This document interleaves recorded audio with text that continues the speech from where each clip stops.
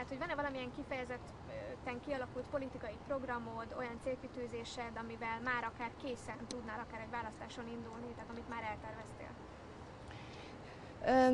Évek óta, amióta visszatértem Svájcból, harcolok a tolerancia. Tehát az embereket ne azután ítéljék meg, hogy néz ki, mit csinál, hanem hogy mit tesz, és milyen cél érdekében teszi. Én minden, amit tettem, az egyfajta szabadság, egyfajta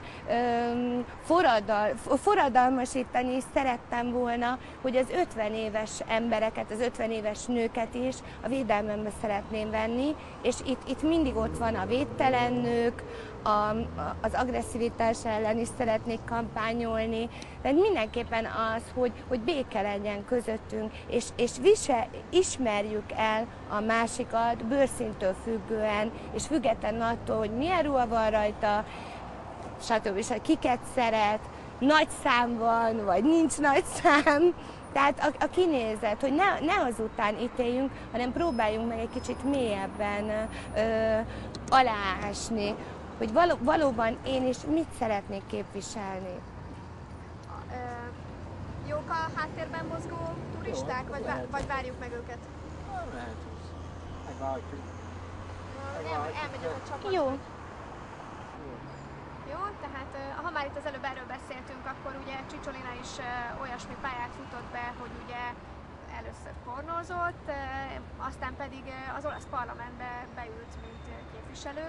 Te is valami hasonlóra készülsz, ez jelenti azt, hogy mondjuk Csicsolina példaképed ilyen szempontból? Egyáltalán nem. Soha nem voltak példaképeim. Én mindig megpróbáltam magam adni, és a saját gondolataimat átadni embereknek, másoknak. És nem gondolod, hogy támadni fognak téged amiatt, hogy egyszer pornózol, aztán pedig be akarsz ülni a parlamentbe országot irányítani? Egészen biztos, hogy támadni fognak. Idáig is nagyon sok támadást kaptam, de Csicsolina is X pornófilmet elkészített, miután bekerült a parlamentben, én pedig csak egyet készítettem, és többet nem is fogok. És ez az egy pornófilmem is valahol egy picit egy tiltakozás volt, és meg akartam mutatni, hogy nem a 20 évesen, hanem igenis egy nő 50 évesen is nagyon erotikus látvány is tud lenni. Ez csak egy protestálás volt szintén részemről. Nem polgárpukkasztás, hanem protestáltam ez ellen, hogy miért ne. A parlamentben van egyébként olyan szimpatikus ember, akinek akár a programja, akár a viselkedése tetszik, lehet politikus, lehet akár párt, nem azt kérem, hogy pártszimpátiát mondj, tehát félreértés ne essék, hanem akivel esetleg szívesen dolgoznál együtt, vagy mondjuk például, hogyha azt kérdezem, hogy ugye mondtad, hogy nem gazdaság, de mondjuk melyik lenne az a terület, ahol szívesen elképzelnéd magad, és akivel szívesen dolgoznál együtt? Egyelőre semmiféle elképzelésem nincsen, miután is én valahol idáig nem is igazán Magyarországon nem is politizáltam.